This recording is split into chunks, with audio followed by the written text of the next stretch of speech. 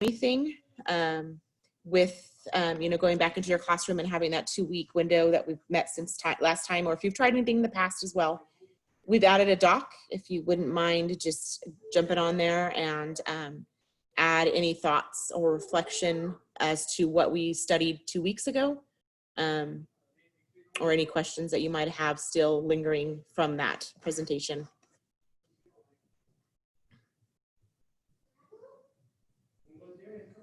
You click on there. Excuse my background noise. Sorry, my children just got home from school and they're being ushered off.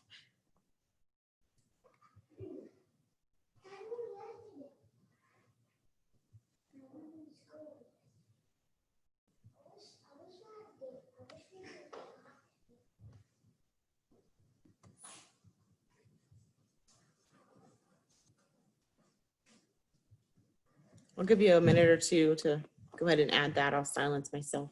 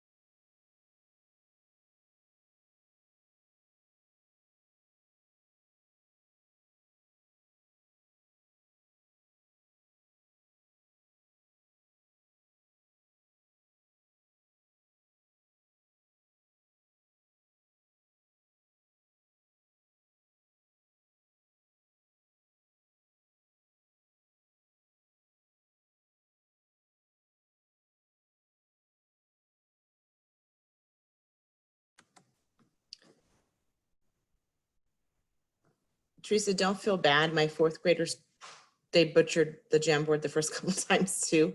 They're quick. And what I got good at is trying to notice when they log on to the Jamboard. It's like in any Google presentation or any Google, you have a little, like, see how we have our pictures up there? The kids don't have pictures. They have these, well, some of them do. Some of them are smart enough to put pictures of themselves or their dog or whatever. So I got really good at trying to catch who's swirling around. So you'll see that. So here's Janine's picture is the first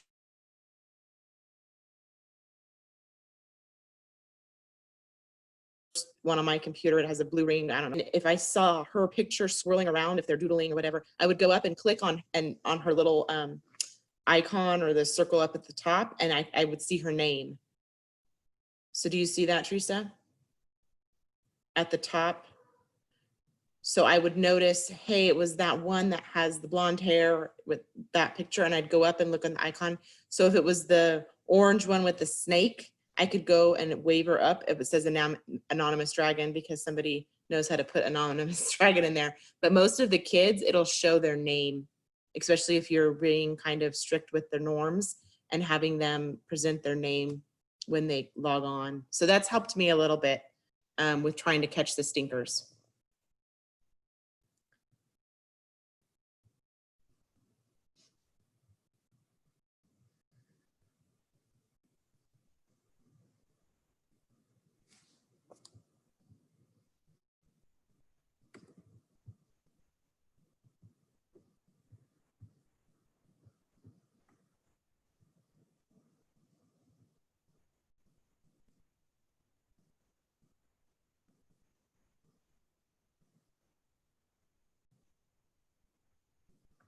Okay, so I'll let you guys kind of, I think we could probably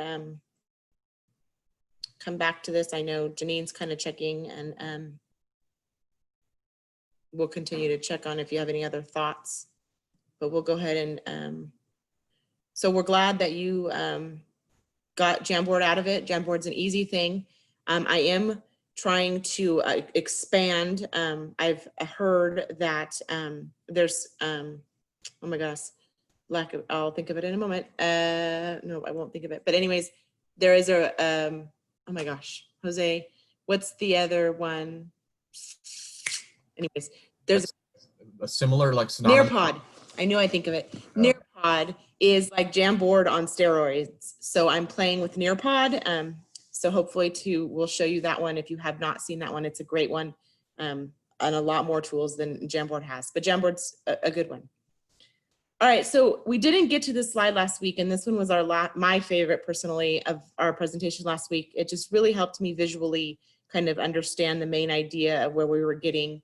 So if you notice at the top, just becoming a facilitator, this is kind of the visual representation that when you're leading a group with inquiry, that the teacher is not just standing there and telling and presenting all the time, that you're more of a facilitator and you're standing on the outside a little bit and letting them do some presenting, doing some inquiry, doing some thinking and talking and sharing, kind of the opposite of what I'm doing right now. So that's kind of what we wanted you to get out of our presentation last week, and just really start to think about different ways of doing that, and hopefully we can give you some tools to help you with that process. So I don't know if there's any other comments on this one. I know there's some chat.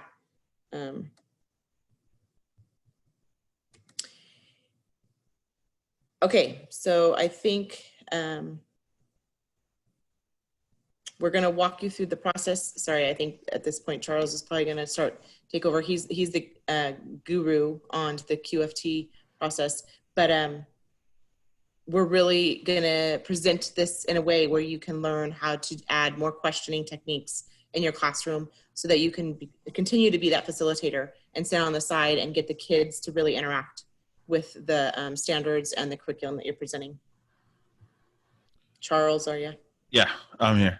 And then everything in this presentation, if you didn't grab the bit.ly at the top, we'll make sure that you get it before you leave, because everything in here is yours to keep and play around with.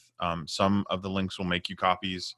Others, you can go ahead and make a copy, but everything in this presentation is hyperlinked to this table of contents. So like Stacy just said, we're going to walk through the process first as if you were students. Then we'll debrief the process and why we did certain things in certain orders. We'll talk about the QFT and technology and how with distance learning, you can still do this technique. You just have to alter it slightly. And then there's a huge chunk of this that we're not going to go over, but this is another version of the step-by-step. So if you wanted to try this with your kids in your class, this would be a way that you could break it down and either make a little handbook or go over the steps with your kids. And then we have some resources and websites from the Right Question Institute, and then some more QFT resources as we go along. So, all right. So the next thing we want to do is talk about important vocabulary. So if you click on that green button, you can add vocabulary to our Jamboard as we go along. So the goal is we're going to review this at the end. So this is another strategy of using Jamboard as a back channel document. So as you're going along, if you have this open and you go, oh, I've heard the term question focus a bunch of times, I want to add that to our vocabulary list. This is the way that your students can build a vocabulary list and a common lexicon that everybody can work off of. So if you were to click on that, it'll open up just a blank Jamboard and then go ahead and either write it out or add a text box onto it with any vocabulary that you hear from tonight, or maybe brought up something. Oh, maybe this is vocabulary word that was talked about, but this directly relates to what we're talking about tonight. We just talked about our objectives, so we're going to kind of skim over this, but we're really going to talk about best practices for implementation of the QFT, and then give you hopefully a little time to debrief and possibly start your first example of it. We already, hopefully, I can't see everyone, so we talked about this at the beginning of the renaming yourself with your grade level. I see most everybody did that. Okay, so what is the question focus technique? In a nutshell, it stresses that individuals learn to produce their own questions. So the idea is that students are going to create their own questions. You're not giving them the questions. Once they have questions, it's a technique that will help them improve the questions they got. So we're driving them to understand the difference between, say, a level 1 question, a what and who question, and a level 3 and 4 questions, hows and whys. And then towards the end of the process, to get students to understand what are some things they could do with those questions, how do they answer them, and how do they go about putting that stuff together. And every step of the process, there is a reflective piece built into that. So not only do we want our students to build better questions, but we also want them to reflect on those questions to really get at why are they asking those questions, and are these the best questions to be asking. Okay, so before we get into really what it is, you're going to be our students tonight. We'll all take part in this. And so we'll go through this first section as if you were a student in my world history class.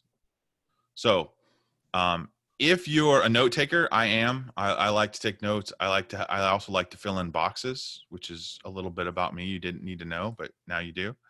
If you click on this, this will actually open and make a copy of a discussion document that you can fill out if you want to go back over and look at this at another time and fill this out.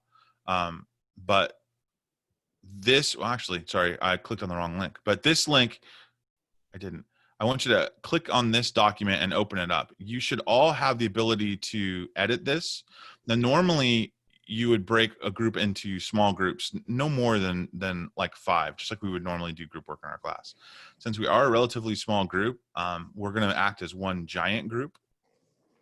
So what I'd like you to do is I'm going to put a picture on the board,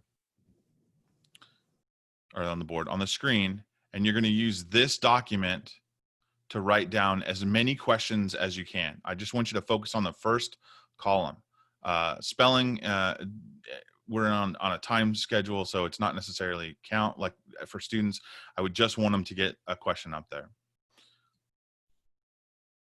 So in the time allotted, you can ask as many questions as you want. So write down as many questions as possible. Don't stop to answer them, discuss them, or judge them. For this first round of activity, we just want you to write down those questions as fast as possible, and write down every question exactly as it's stated. So I'm trying to look at our group, and how many total do we have in our group? 2, 4, 6, 8, 10. We got 10. So we could, well, let's do it as one giant group. Now, does anyone have any questions about the first activity? And just like I would do with my students, we'd read the rules, write down as many questions as you can. Don't stop to discuss them. If somebody shouts out a question, somebody else can type it if you're not too quick on the keyboards. And you cannot answer them. Any questions? Speak now and forever hold your peace for the next 3 minutes. So really quick, Charles, my question is, so you don't have a recorder, a designated recorder for this, that anybody can just jump in and write down a question? Normally what I would do in my class is I would because group work is always tricky. One of the issues is if I make a designated recorder, what can happen again, and I'm a secondary teacher, so my middle school students default to whoever has the pen does the work and everybody else can sit back. So ideally what you'd want to do is you have everybody take a turn with a pen. So if we Right. were doing it in this class, I would give everybody the pen and say, okay, you wrote a question, hand it off. You wrote a question, hand it off, and get them working together. And this is the first kind of dipping their toe into a collaborative environment. The next, now since we're distance learning, creating a centralized shared document that everybody can share off of alleviates that, and just say, I want everybody to type out on a centralized document. I use Google Docs, or we use Google Docs. You could use Jamboard, you could use Pear Deck, you could use Padlet, any kind of shared common space. So for this event, you should all have edit rights on that document. What I don't want you to do is, I don't necessarily want you to you don't need to put your name. And that's, again, we're trying to build a collaborative team. So there's no I in team, there's just us, which there's no us in team either, but you guys get the idea. It reminds me of when you go to conferences and you have sticky notes. Yeah. And you just keep adding as many sticky notes as you can. So if we ever come back to class, or if you're on your way to class, Mary Beth, you're already back. This is something you just have them add as many stickies as they could. So my other question is this, are we writing on one single document? Yes. In this case, what I would do is, so we're doing kind of a variation of this for distance learning. What I would do, again, if it was in my class of 35 or 40, what I would do is I would hand this out to my students in my Google class. I would designate a group leader to accept the document and then share it with their individual documents or individual group members.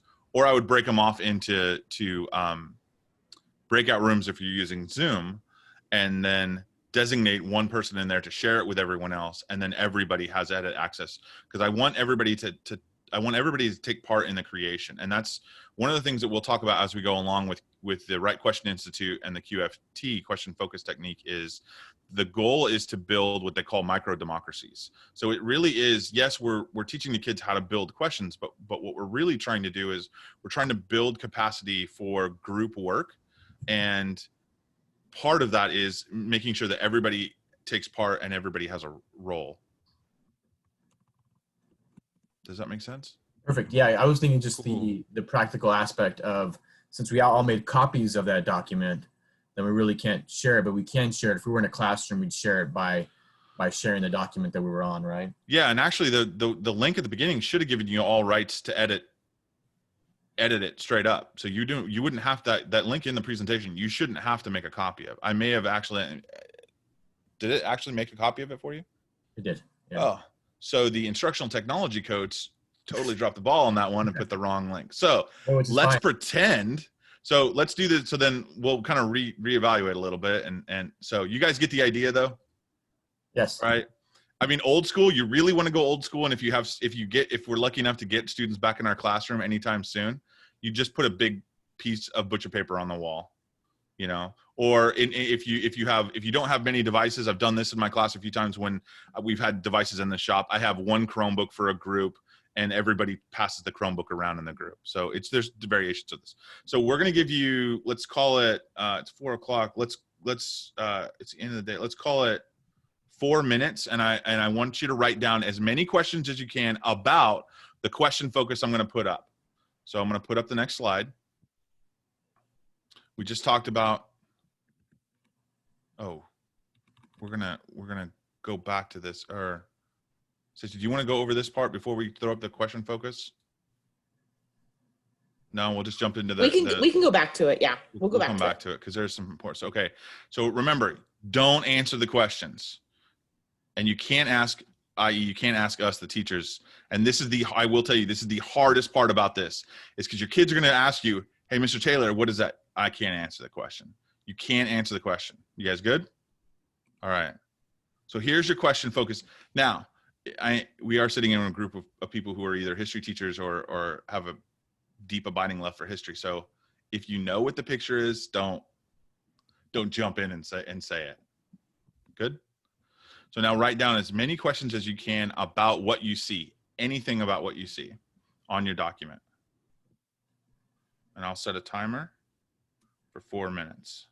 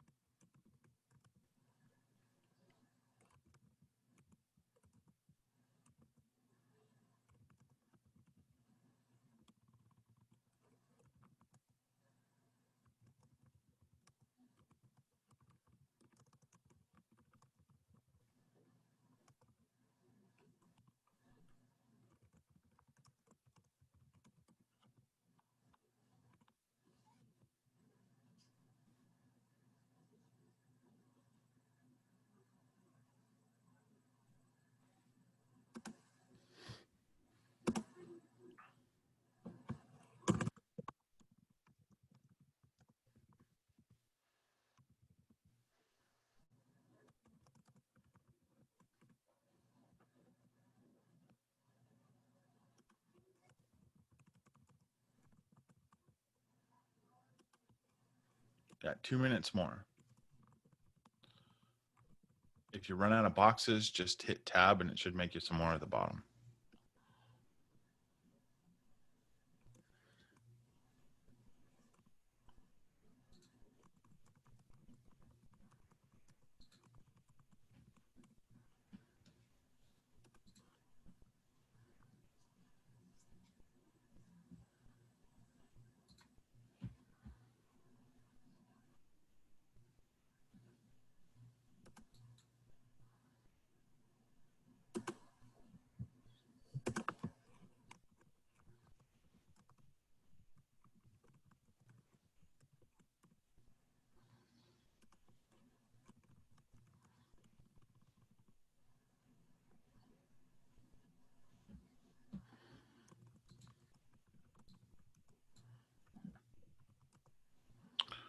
One minute more.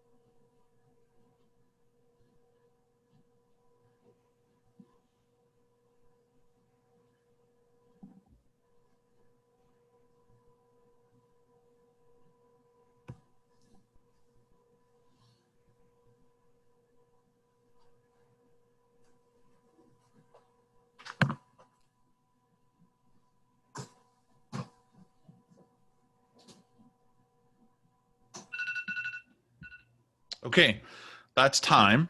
All right, so everybody hopefully has gotten a few questions that they can that we're going to continue on with.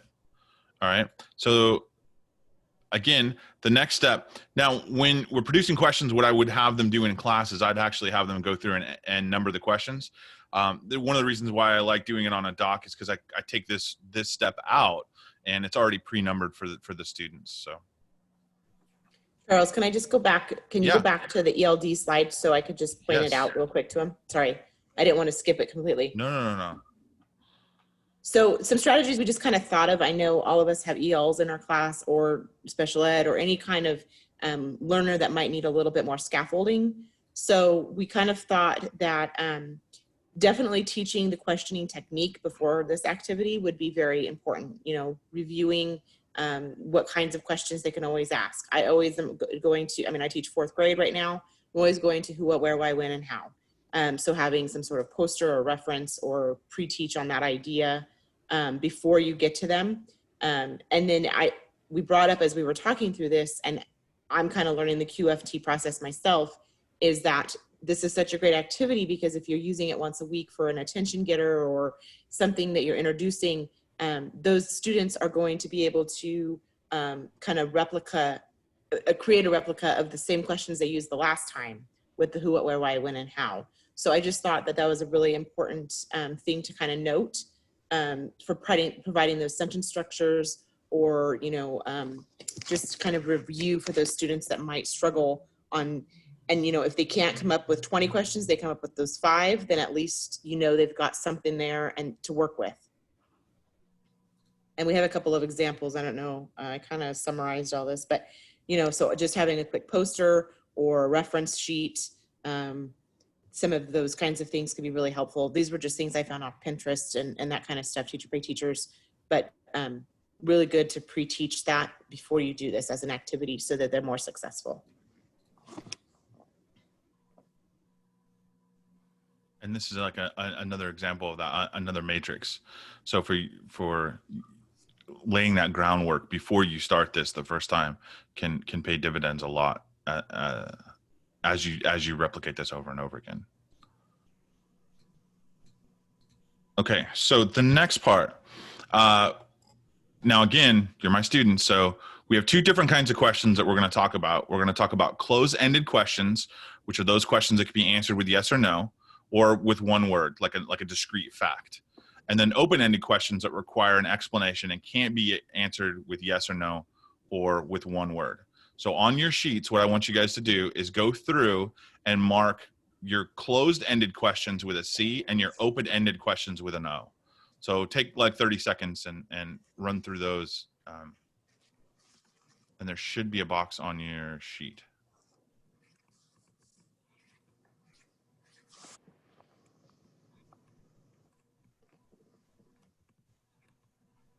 We're good with that? Give me a thumbs up if we're good for the next section. Need another second?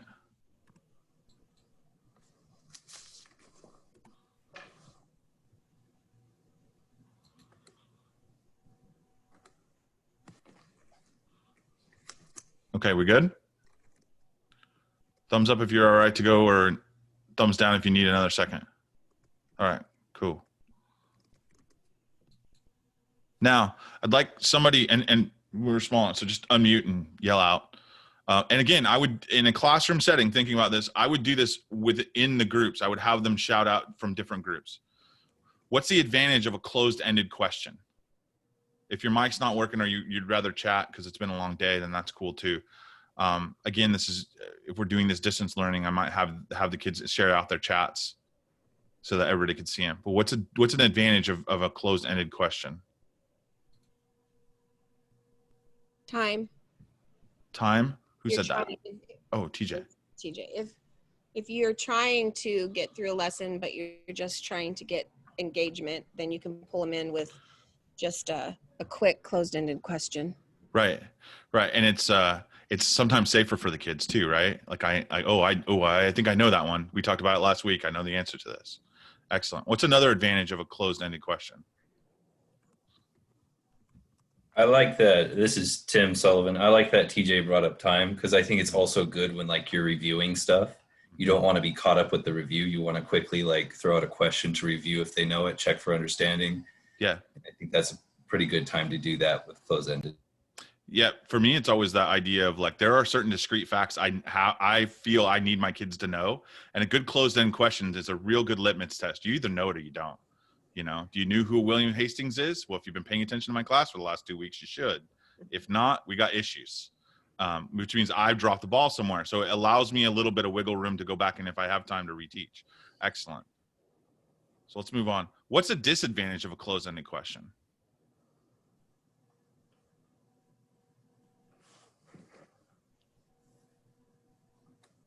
This is Tim. No, there's less depth, Mm-hmm. like in creative thinking and inquiry. That's for sure. Yeah.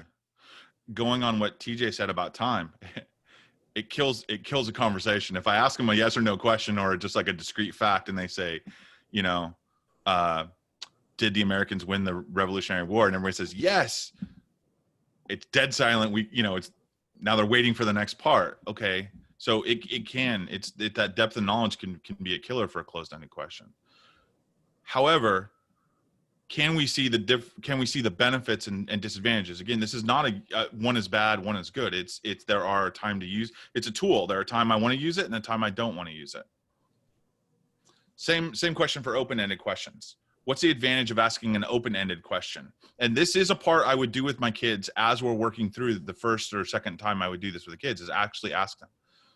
You know, in Mr. Taylor's 7th grade world history class, what's an advantage of me asking you open-ended questions or you asking open-ended questions?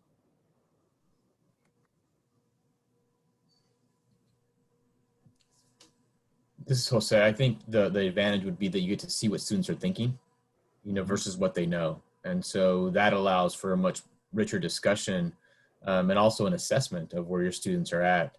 I think ultimately we want to take kids to, critical thinking skills. And so then I think both are the foundational skills are going to be in the content, but I think in terms of being able to elaborate, you want them to be able to handle those open-ended questions.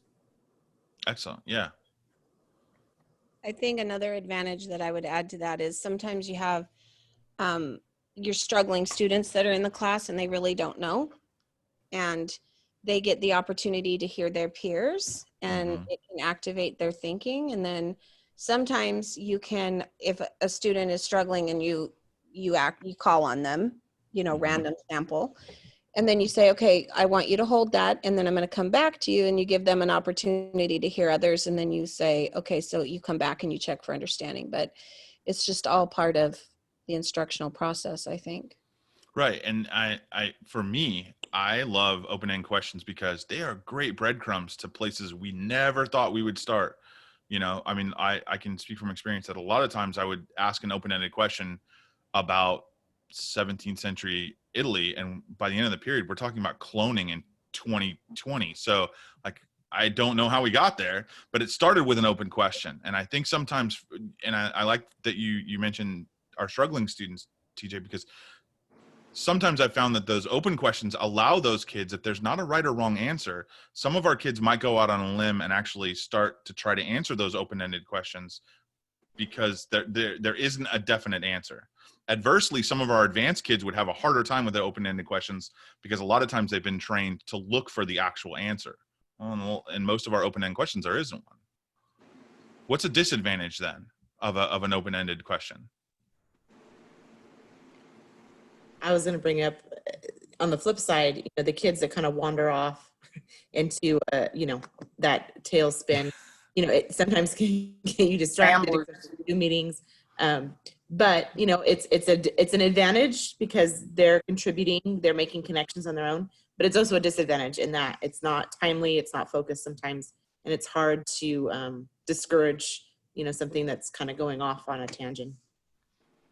Yeah, I agree. I am a huge victim of that, as per my analogy, and that's a real world analogy. I've spent a lot of time wandering on open-ended questions that are great, and you don't want to kill that. But man, if you're on a time crunch, then that can really affect. And you want to laser. They may have asking the questions that might lead them awry a little bit off what the main focus is. Any other disadvantages to open-ended? No. All right. We will come back to it. Let it ruminate. Okay. So now what I'd like you to do is review the list of your questions, change one of your questions, one of your closed-ended questions into an open-ended question, and change one of your open-ended questions into a closed-ended question. Okay, so I just have to say, because privately I was talking to somebody, I'm not participating on this because I was having technical difficulties getting on my school computer.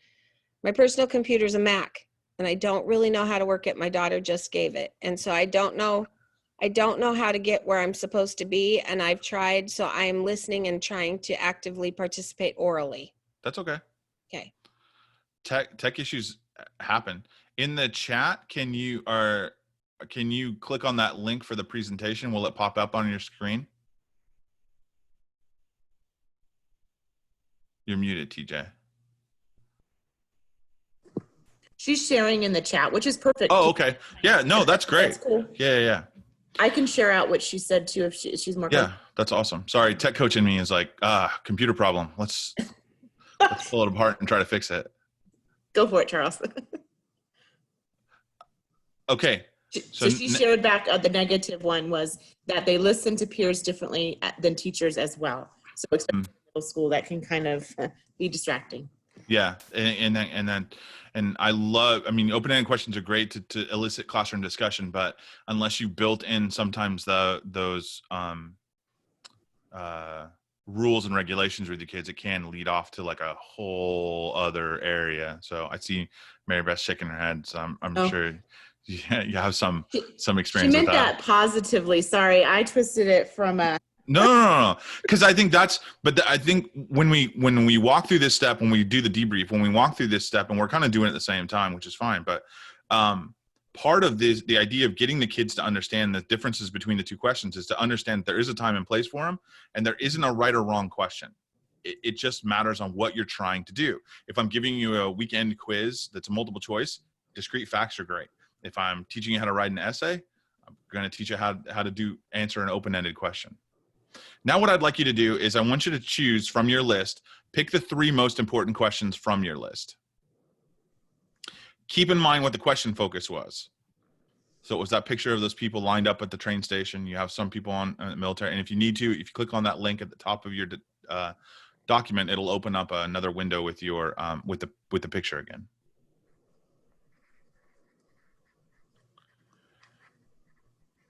And you can just put an X next to each one of what we call a priority question. So what's the the top 3 questions.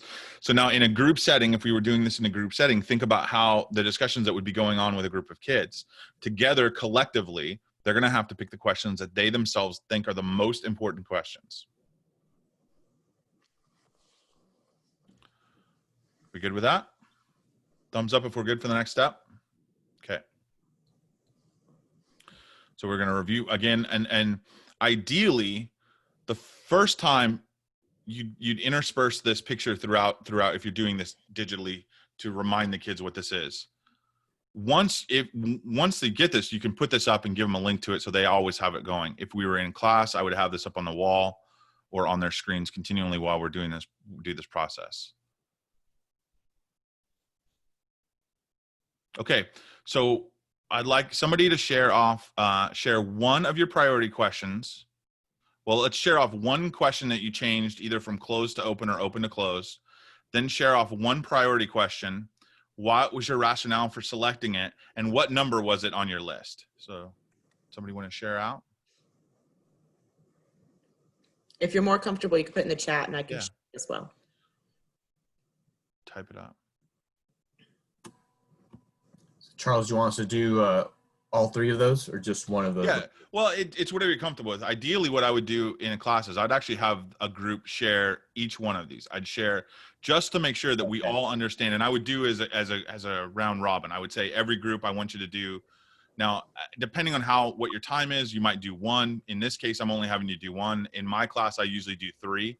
I want you to do 3 examples of each to get a feeling to make sure that you're getting the kind of questions that meaningful questions. So, all right, we have one. Okay. So number 6, and it says, why are the soldiers looking at the people? They changed it to an open-ended and they counted it as a priority. Mm-hmm. The other one was, are those soldiers looking at the people? And the rationale for that, did they add the rationale? I didn't add a rationale, but I'll mention it. You know, I was trying to put myself into the student's perspective. So typically students are looking at things and they're kind of questioning like, why exactly are soldiers standing with weapons looking at people? So I thought that would probably be what the students are thinking about. Mm-hmm. And I changed that to a close-ended. So it's lack of depth in the idea of asking, you know, yes or no, are they looking at the people? Mm-hmm. So the reason it was priority is, what is the relationship? Why are the soldiers looking at the people? So, and that's excellent. That's the kind of discussions that you in a small group setting that ideally, eventually, the kids will start having with themselves. You'll start to hear them discuss. In a larger group setting, and like in this, that's when you can start as a teacher. I'm taking those notes and going, I see Tim's. Okay, Tim's group is talking about relationships. All right, so that when we revisit these topics and go back over them, I have some experts in the room that are interested in that. I can use that as a way to bait the hook a little bit and get them focused. Anybody else like to share their questions? I will.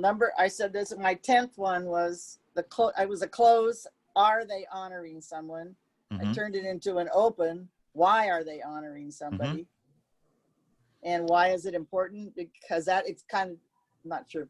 That explained why there were soldiers and people all lined up. It looked like the soldiers were there to honor somebody.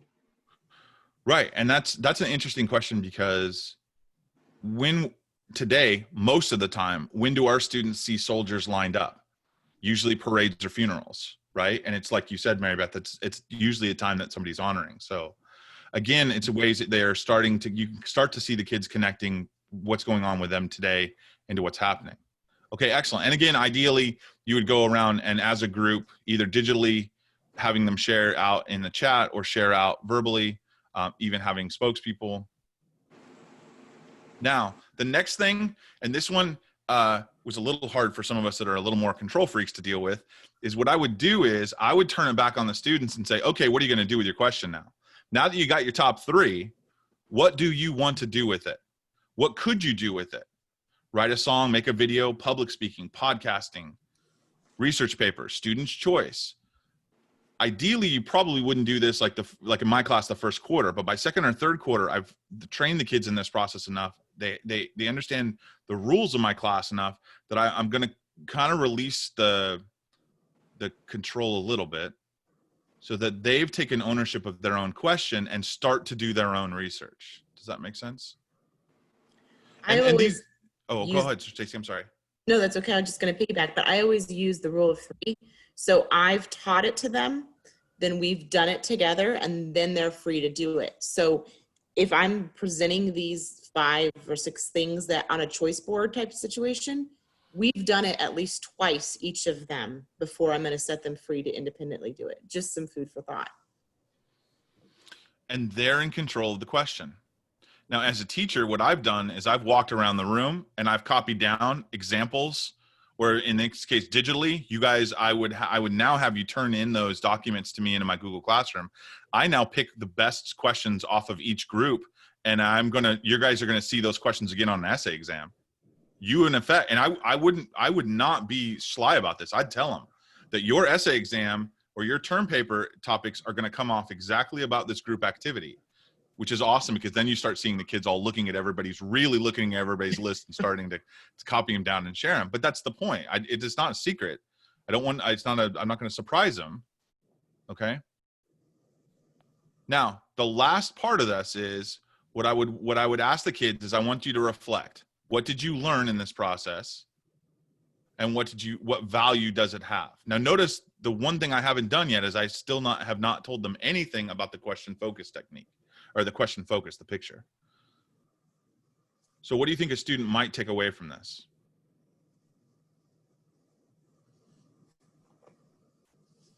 To start thinking about, I mean, I think, I don't know how to really say this, but the value of it is to get kids to think and not be so rote. So they have to start evaluating things that they're looking at, which is a really hard skill for kids. Right. That's excellent. And ultimately, they're in control of their own learning. Yes. Yeah. I think the interesting thing too, and the reason why we're showing this is we hope you take this home and try it in the next couple of weeks before we come back, because what you'll find is you'll find when the kids start listing out their questions, the questions they gravitate towards are usually in the middle to the bottom of their list. And it goes back to a little bit what you said, TJ, about getting them past just the rote questions of analyze what you're looking at, and it's like a Google search. Don't pick the first thing on the first Google page. You might have to dig a little deeper. And I think putting them in and giving them a task and giving them some time to dig, then they really start to get to the more questions. Yeah. Okay. Why are they staring at each other? What's a possibility for that? Why, is there a difference between the guys on one side and the people on the other side? Here's a hint. Everybody on the civilian side all looks kind of the same. And shockingly, everybody on the military side all kind of looks the same. So it's amazing. almost like a close read with a picture. Yeah, exactly. Like a close read. And just like a close read, the first time I really would break it down and spend this amount of time. In fact, the first time I did this with my students, it took us a couple of days, because we really, and again, we were in person, so that's different, but we really took the time to give them ample opportunity to exhaust the picture, really carve it up. And when we talk about picking a question focus, it doesn't have to be a picture. It can be a piece of text, ideally like a banner or something with not, like, you don't want them necessarily to read something, but it could even be a video.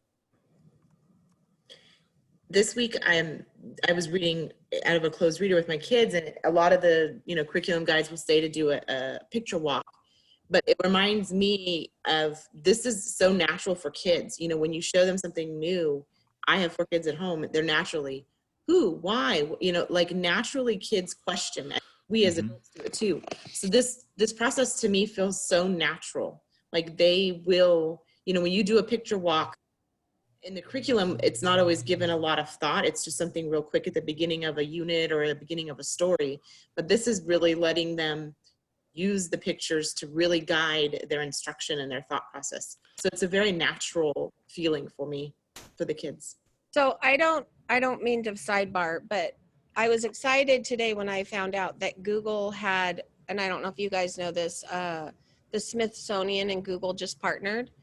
And so we just got something from our tech person, and I opened it up and I got a subscription, but in my mind I was thinking exactly of this work that you guys shared last week and this week, because I'm hoping to do this with the kids with something I can grab off the Smithsonian. And we'll jump ahead a little bit, because that's kind of when we talk about how you pick your question focus. There's a couple of kind of rules to keep in mind. So when you're funneling through like the Library of Congress or Google Image Search or Smithsonian or ProQuest is another great one, ImageQuest, Creative Commons research, any of those places are great places to find images, or even surfing around on YouTube to find videos that you could use. So what we want to do is we're gonna kind of just debrief the process a little bit. So at that point, I would have cut off. We're done for the QFT process, and then I would cut my kids loose to do some research. So I think, and we've kind of done this a little bit as we went through, but again, this is the other link that I thought, this is a discussion guide that you could use at another time to walk yourself through, or if you wanted to share this. This is a template. If you click on this link, it'll actually give you a template for the QFT. So again, if you want to try this with your kids electronically, this will give you a template. You just fill in the blanks. So let's start with the first process. What's the strength of the first step, which is, in this case, it's showing them a question focus.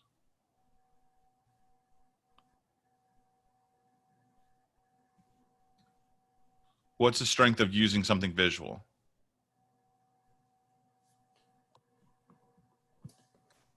It allows for all, levels of questioning. Mm-hmm. And there can be multiple interpretations. Right, exactly. And then that's one of the keys to picking a good image, is that it's meaty enough to elicit discussion, and something that could be looked at differently. Also think for our EL level 1s and level 2 students, if I give them a piece of meaty text, and I have made the mistake of giving my students Marcus Aurelius and said, hey, we're going to read this. It's going to be wonderful. And my ELs literally almost jumped out of their skin. If I show them a picture of Marcus Aurelius and we do this, and then slowly give them text, it can be a lot less intimidating, a picture or an image or a video, because they're used to it, right? There's no reading involved. It builds background knowledge for a lot of those kids. Yeah. I would say, just for visual learners and even your kids with ADHD, it engages me. It's something that just catches me, and then I want to look more. Right. And when we talk about I think the other part too is accessing prior knowledge. Right. Obviously kids may not necessarily know a whole lot about Japanese internment, which is what I'm assuming it is. It could be something different. Mm-hmm. No. But they can make a connection to something else. They make, whether it's civil rights, they date the image because it's black and white. Mm-hmm. So they're making these connections, and we're allowing them to process all that information without jumping in, like as an educator, we're like, okay, now we're going to learn about this, without allowing them to have that background or time with that background information. And when we think about picking images, we put some examples of different kinds of images for different subjects. Some contemporary, some world history, some elementary, a couple of these, this was awesome. I showed this to a group of math teachers, and it was amazing how long it took them to figure this out. Thankfully, I cheated. I actually had a math teacher explain it to me. It's the quadratic formula. But these are all, I don't know the quadratic formula. It's the reason why I'm a history teacher. But each one of these, if you're interested, these are linked to the source material for the picture, because the one key about a question focus is you have to be an expert in the image. So if you pull an image, make sure that you understand where it comes from, the context, what it is, what it shows, because eventually you have to pay off for the kids. So I may not pay off on the same day. I may say, okay, we're done, guys. And I'm going to leave them with a little bit of breadcrumb to come back tomorrow. Tomorrow we'll talk about what that picture is. And you're right, Jose, that picture was Japanese internment. It was actually them loading up at a horse track in Southern California, getting ready to go to, I believe it was Manzanar. And so again, that means something really, something important. I might do two back to back. I might use this image and the last image and juxtapose them, right? I love this image, because this is, in my class, this would really get some discussion going, especially pulling prior knowledge and contemporary knowledge in the same area. So some other examples. This is actually one that I used a lot. This was one of my first ones that I would do with my kids, because my 7th graders love gruesome stuff. It's just a trephinated skull from the Incas. Two ones that I love doing with adults and kids are the Berlin Wall falling, because I realized a few years ago that my students that were coming through were not born anywhere near the Berlin Wall. Now I know how my teachers feel. But it's from a German newscast. It's awesome. So they don't have any idea what's going on. So hearing the discussions between the groups about like, why is they hitting a wall that's graffitied, and none of the graffiti is good, and that kind of stuff. This is actually in English, but this is the moment the God particle was found at CERN, and they announced it to assembled. What's awesome about this is my kids can understand. It's totally English. Everybody's speaking English, but they're speaking particle physics, which nobody understands. And it really is, it's so I would suggest trying it sometime with the videos. It's really fun. Because then they'll ask, can I go back and watch it? Yeah, you can watch as many times as you want. Any questions on kind of like the question focus, or like how to pick a good question focus? It's really, it's find something that's going to elicit a good discussion and excite the kids. Any thoughts on sharing out the differences between closed and open questions and having them changed?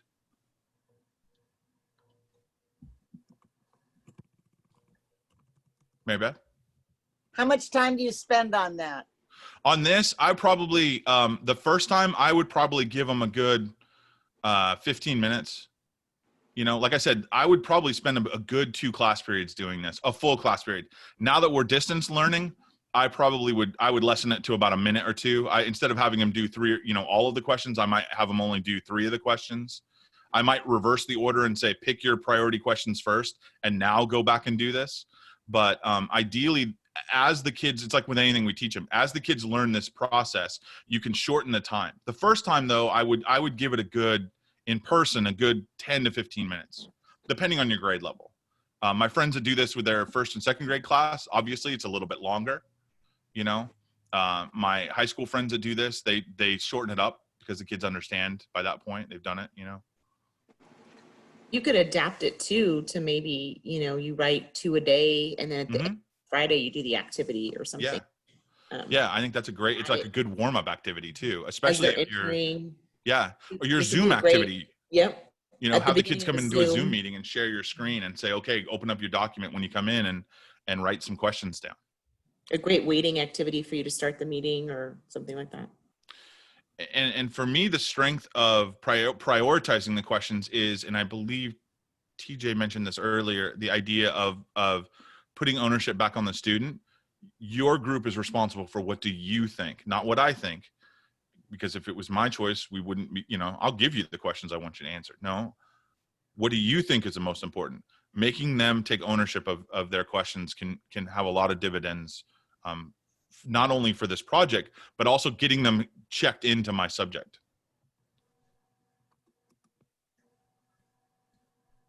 The next one, we talked about this before, we kind of already debriefed this idea of giving them ownership of the next steps, right? This is the hard one for those of us that are a little bit more hands-on when it comes to giving my students assignments. I will tell you that for me, the moment I said, I don't necessarily care what you guys do, here's a choice board, here's my requirements, do something cool. It was awesome what got turned in, both electronically and in person, because I didn't know what to expect. I'm going to grade you on this rubric and this criteria. Other than that, as long as I can see it in the district and it's not school inappropriate, we're cool.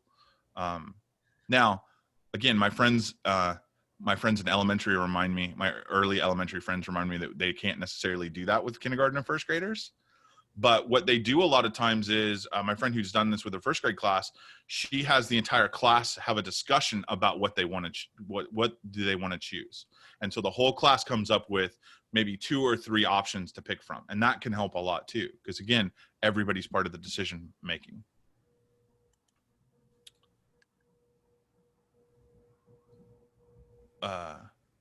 Somebody would like to share out about the reflective piece? What's the strength of having the kids stop and reflect? Well, I think that's where the learning sinks in. So when I'm busy or I'm trying to pay attention to 1,000 things, or I'm doing it and I just don't stop and reflect about my day or what happened or the lesson I taught, I kind of lose it. But when I stop and I think and I reflect on something, I usually retain it better. Yeah. Our kids aren't much different, right? And I think Like- with reflection too, you're thinking about evaluation. So Mhm. just like TJ said, the idea is, what are the next steps, and is it going to be an iteration of whatever I just did, moving forward, or is that good enough to move forward with? Mm-hmm. Going with that, it's, thinking about thinking. So if it reinforces what they've learned, they kind of systematize that and use it in life. So if they go to a museum and see something, they could use those kind of questioning and techniques and be able to use that in life. I think that's important. And for me, what I love about this is it's not revolutionary. It's not like they reinvented the wheel. They just got kids to ask questions about a picture.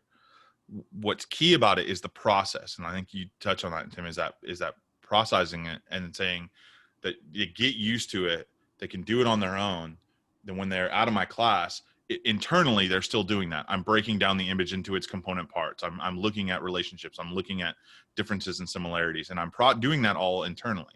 But to do it internally, they got to do it step by step by step by step. And again, for the reflection on the time spec, the first time I may spend 10, 15 minutes on it, maybe.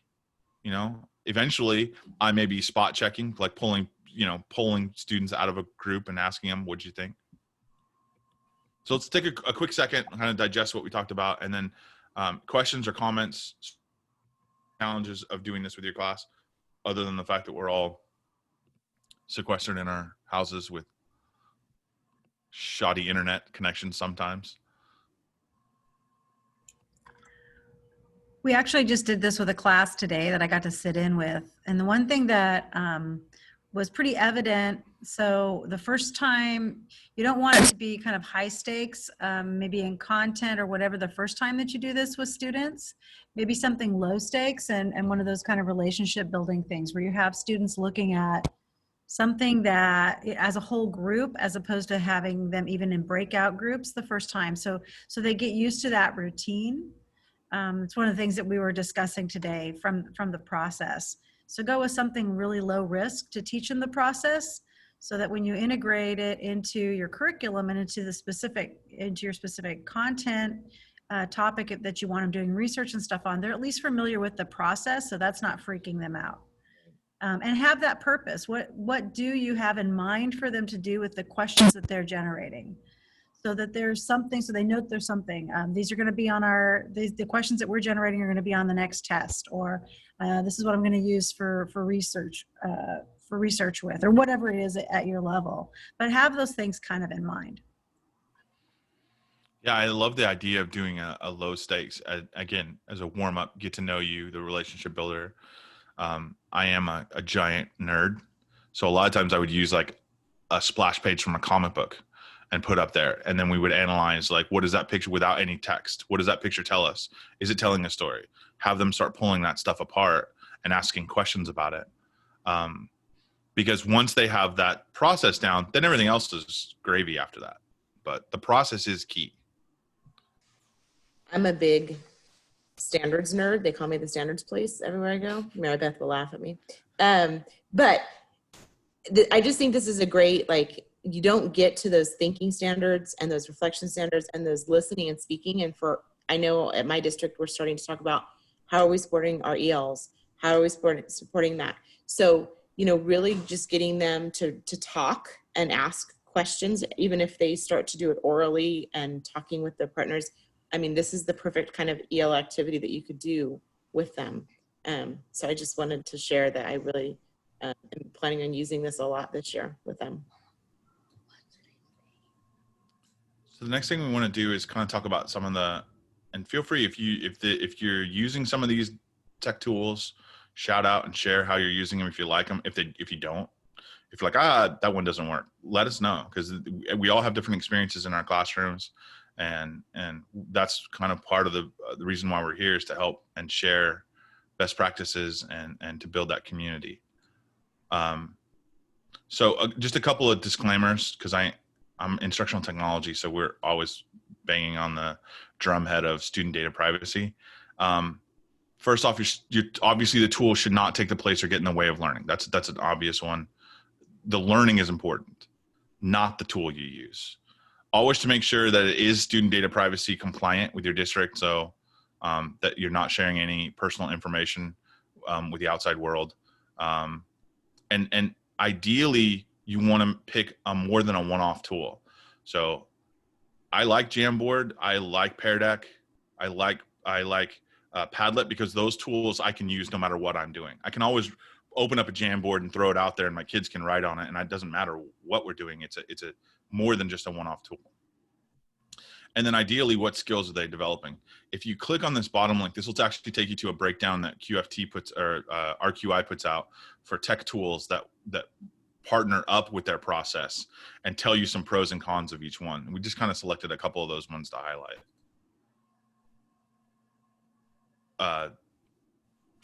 The first one is Jamboard. I think you guys talked about it last time. You guys had some experience with it. Some resources on it, student view versus teacher view. And then Google Education's page on how to use it.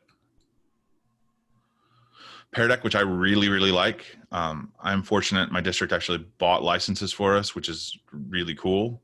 But the free version works really well, and it makes most of your your activities interactive. So this is a really great way of getting history content to your kids where they can actually take part in the process and interact back and forth and create documents that they can take away. So I just want to say, you know, with teaching them with easy content. So when I first saw Pear Deck and I'm learning technology, it was really confusing and I had all these high hopes. And so then I just used it for the first time this week, and I just chose it as like my morning check-in because I'm trying to do that social emotional piece. And I did one with what's your superpower? Oh, awesome. Just threw up one slide. And I did it student paced so that they could get it. And it worked so much better because however the stars aligned, they were able to get in, and it was, you know, I gave them a few days to finish it because, you know, getting fifth graders to do their assignments is crazy. Right. But they loved it. And then it was really cool because I could actually interact back, and I could give them feedback, and then they could see it. And it was wonderful. So I hope I can build up where I can do more with Pear Deck, but just learning it to throw up a slide at student paced was easier. And Pear Decks, and I know Stacy, because we've had that conversation back and forth, Nearpod versus Pear Deck, and it really is Apple and PC. It's one, they both work almost the same. Nearpod, I will say, has better data on the back end, I think, for teachers than Pear Deck does, but Pear Deck's a lot easier to start.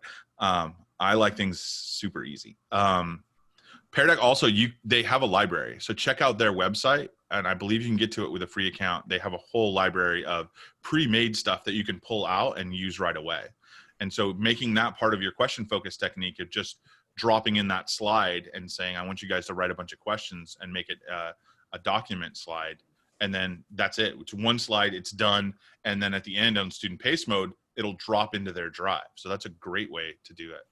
And it's not another one that I haven't thought of sharing before this, and I wish we would have put it in here, Charles, but slip and slide. I don't know if anybody heard that. If you're just using slides, you want to make like an interactive notebook or something like this with them. You literally just create a new slide. It's an add-on. It's called Slip In Slide. So the in is just an in the middle. And it's an add-on to your Google Slides. And then you just go in and you press start, and it kind of walks you through the process. It's free, and it will slip a new slide into their already created slides. So I made a journal for them, and then I just slip in every day like a little writing topic for them. So it's like adding a page into a folder. Oh, that's awesome. Cool. So if you want to look at that, and if you have any questions. Is that a Google extension, Stacy? It's an add-on. That's what they called it. And after like 3 or 4 months, you have to pay $8. I've only been using it since August, so I haven't had to pay yet, but I'm totally going to, because my kids, it makes my life so easy. It takes me 2 minutes in the morning.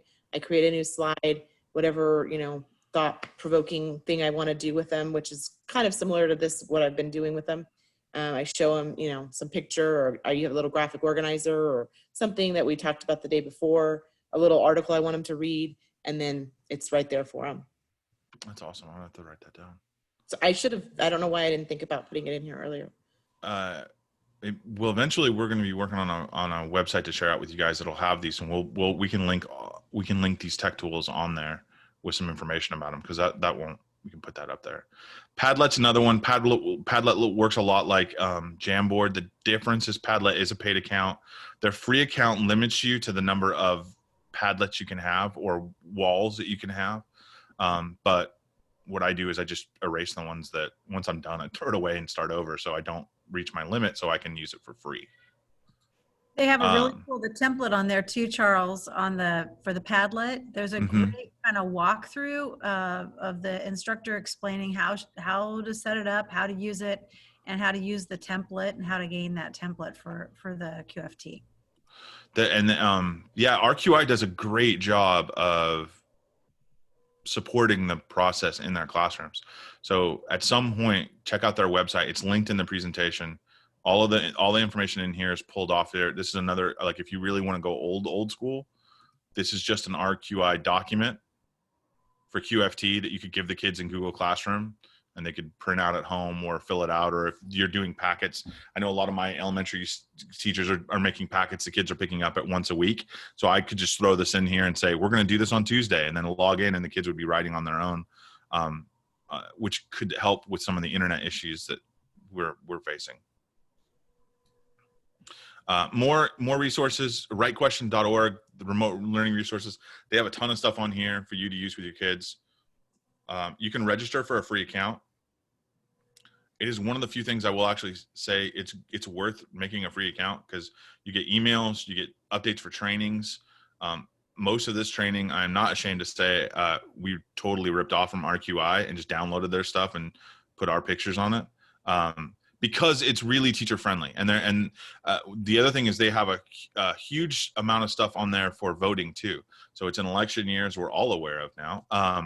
But there's a lot of fun stuff to interact with the kids about, and getting them excited about democracy and the power of it. So can I just say one thing? Of course. And I love this training, and I get the purpose of it. And I am bright enough to understand that I have to pick and choose. But there's so much technology options and so many things that get exciting, and I get excited about. And every single day I struggle with Google Meets. I've just sent an email to the principal, and I spoke to the superintendent yesterday, and I said, is there a reason I'm stuck with Google Meets? Because for some reason I feel like Zoom works better. And of course I'd have to learn Zoom, everything I have to learn, right? And these are all such great ideas, but I've learned very quickly that the kids are learning it too, and I'm learning it, and I just have to choose one thing and go with it, right? And so since I chose the Jamboard, I almost feel like I have to just stick with Jamboard. I can't, and then I don't want to lose in my mind all these fabulous ideas, because if you don't use it, you lose it, kind of thing. Yeah, and what you're saying, TJ, is totally 100% right on. I mean, that's one of the reasons why when we were chatting about this, why everything we did was on Docs, because Docs is one tool that I know a lot about. I'm super comfortable on it, and it's the one thing I've used since I started as a Google teacher.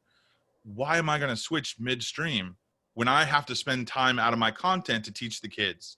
So part of that is, if you're comfortable on Jamboard, then throw away the rest of the tools. If you're getting, let's put it this way, if you're getting more comfortable on Jamboard, stick with that and focus on the strategy, on putting that picture on the Jamboard, having the kids add their questions as Post-it notes or text boxes, and develop that strategy over time. If you're not a Jamboard user, and like if I took Jamboard to my teachers at the schools that I support, they would have me on a rail and run out of town, because they're in the same boat. They're learning Pear Deck, and they're learning 2 other tools. And so if I brought a new one to them, they would not be nice to me. So I don't worry about it. The strategy means more than anything else. I just saw it. Like I wasn't connecting it, but I can. I know how to add an image into Jamboard. The kids know how to make sticky tabs. Mm-hmm. And so I literally, we're doing the Constitution in our ELA, right? And then next week they're doing a social studies activity where they're doing the Constitution lap book. So I've been, with the Smithsonian thing, you know, that's where I was like, okay, where am I going to get a picture? So I caught maybe one of the images you talked about, but it's kind of like, how can I do something like that? Because I know it's so powerful, but I wasn't really connecting the dots. And I'm glad I said that to you, because it just all came together. So thank you. And I think Janine hit the nail straight up on the head, is do something super low stakes. Put a cartoon up. I would use the frog and scorpion picture with my kids as a secondary teacher, because one, it's kind of goofy, but two, it's a really meaningful picture when you start to pull it apart. So it doesn't have to be completely connected to your content, because the strategy of getting them to think about the questions, getting them to slow down, getting them to reflect on it, that matters more than what tool you use or what image you use. Once they understand that, then you can throw a little bit harder picture at them, or something that they've seen out of a content, like out of their history book or something like that. And just remember, it's a rule of 3. I mean, it takes 3 times for them to do the same activity to be able to say that you aren't going to have skewed, you know, content data because of the activity. And that even 3 is really low. So, you know, do with what you know. I totally agree. I mean, if you are getting to use Jamboard, and Jamboard's Google, sounds like your district, you know, use Google with Meet and all that, stick to what you know. You know, and you'll be fine. And the important part is getting the students to ask the questions. We ask questions of students all the time and think of that as inquiry. But part of this process is getting students, getting them thinking about asking questions of things. So that's where we are creating citizens that are going to go on and ask questions about what they do. About, you know, why should I vote for this, that, or something else? Why should I live in this community? Why should I go for this kind of a job? So the process that we're building is something that works really well for social science, but it's something that's going to serve our students whatever they do, wherever they go, and wherever life takes them. And expanding it past social studies. There's nothing saying you can't put an image for English language arts or science or heck PE or anything really, because the more they see that process, the more they're going to get comfortable with it. The more they'll get comfortable with, like Janine said, of asking the questions themselves and jumping on that side of it. The next 30 slides or so in this, and I'm not joking because we threw in everything other than the kitchen sink, is really just exactly what we did, but just broken down so you could use it as kind of a guidepost. So if you go back and go, man, I really like to do that, but I don't remember what the rules were for a question focus, or, you know, what we're supposed to do with the reflection. This will take you through step by step by step it has some of the same pictures by step by step by step. So go back and review it on your own. That sounded a little more harsher than I intended. I just mean, like, when you feel like it, go back through. And then that'll take us, close your eyes if you get motion sickness, because we're going to, oops, sorry, too far. And then Stacy, I think Stacy's going to take over for. So this is another technique, you know, just trying to share some tools that we could share with you. So elevator speeches, are just something that I've used, you know, kind of in and out of getting kids to, again, summarize, kind of assess where they are, using that vocabulary, which we all kind of know that vocabulary is key, especially with, you know, science and the social standards. So this is another use. We tied it to Jamboard. You could do slides, you could do Word, you could do it on a poster. And you're going to create a 1-minute little speech. They're going to create it. Sorry, we'll pretend that you are our students again. To explain to a peer or colleague, you could have it be more creative than that. Their teddy bear, you know, whatever you wanted to do. I've seen it many different ways. But about your takeaway from today's session. So whatever activity you did, you would use it at the end. And then I'm a big thing, I do 4th grade, so they're still pretty little, and writing paragraphs is sometimes very difficult. So I take away that aspect of it, and I give that sentence starter or that paragraph starter. I can have a reference for the vocabulary words if I want. So word webs, you know, vocabulary lists, things they've done with the vocabulary that they can resource. Again, that slide deck that I have my kids use. They have their vocabulary words in there that they can go back to. So they're going to use those vocabulary words to plug it in here. So today we would like you to take a minute, if you can, and use this paragraph starter to reflect on what you've gotten out of today's session and your Jamboard link that Charles has put so nicely in there for you.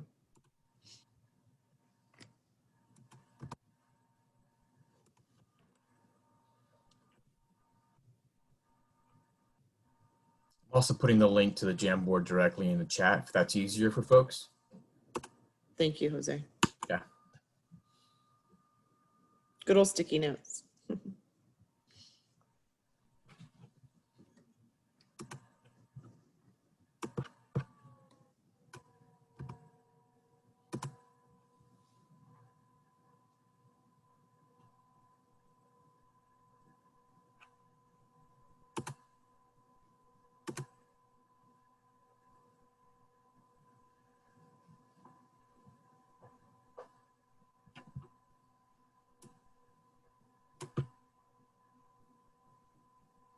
Okay, so when I linked into it from the chat, it doesn't give me the option to add a sticky note. And then I don't see because I'm technologically challenged and I'm going to be a pro by the end of this year, I don't see the sentence frame to use. So, I'm a good student. I want to use the sentence frame. I'm struggling.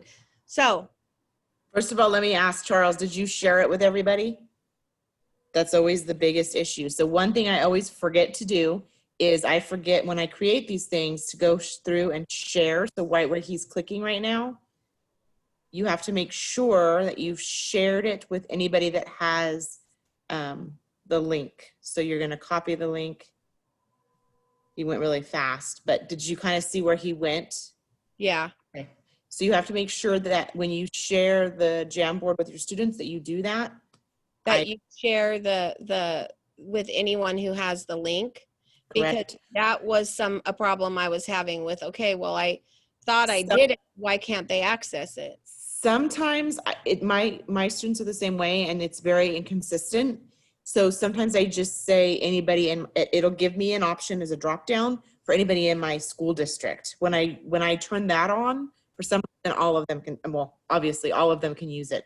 So you just have to look that drop down and what your district is kind of set as the parameters for you to do. It's either going to be anybody that has the link or anybody in the school district, more than likely.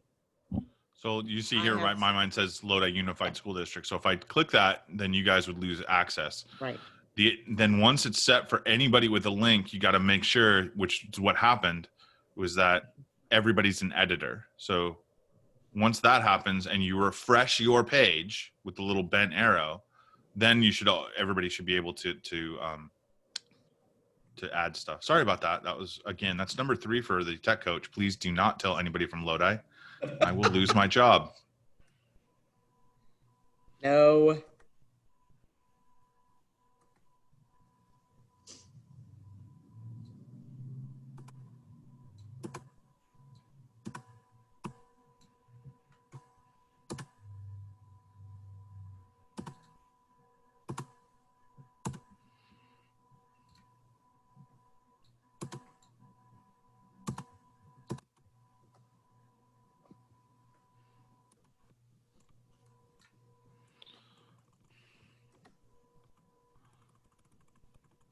Oops.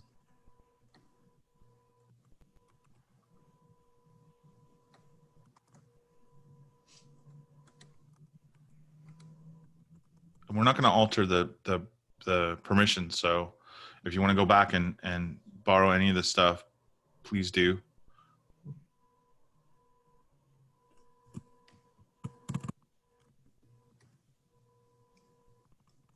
I put a couple of specific resources in there that are on the Right Question Institute site with regards to QFT. One is just a list of social science of examples of activities everywhere from early elementary all the way through 12th grade.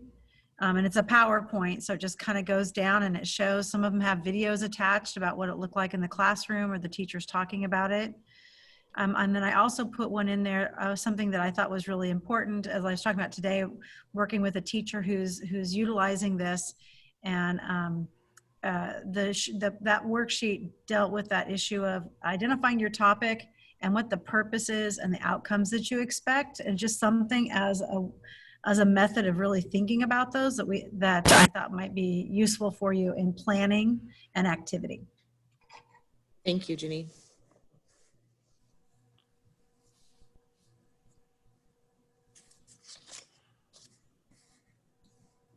I'm gonna go back.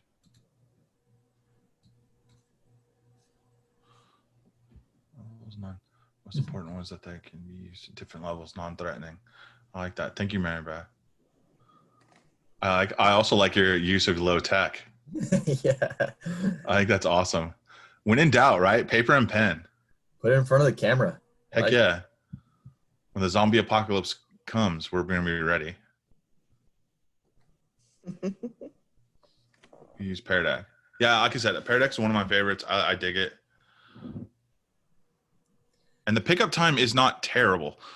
It is also one of those, Pear Deck's one of those ones that their help desk is actually knowledgeable and friendly, which is always nice.